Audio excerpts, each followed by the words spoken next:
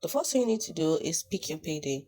Set the day your salary usually arrives. This will be your safe first day every month. Next, you have to turn on autosave for that day.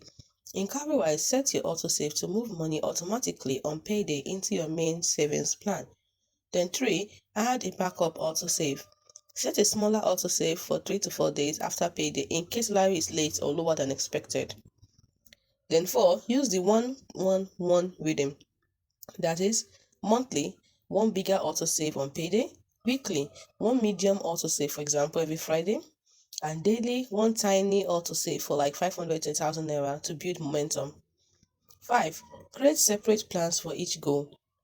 Make plans like rent, emergency, tuition, travel, and automate money into each plan, not one big bucket.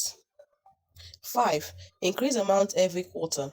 After every 3 months, raise each autosave by 5 to 10% to keep up with rising prices.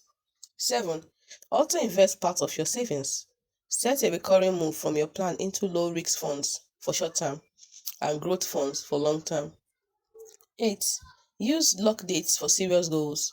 For rent or tuition, set a lock or maturity date so you don't withdraw by impulse. 9, add simple reminders. Put 2 phone reminders like mid-month check and month-end check. If an autosave fails, top up the same day. And lastly, do a monthly automation health check. Check if your autosaves run and then fix update amounts if your income changed. And redirect by moving extra money to the plan that needs it the most. That is all.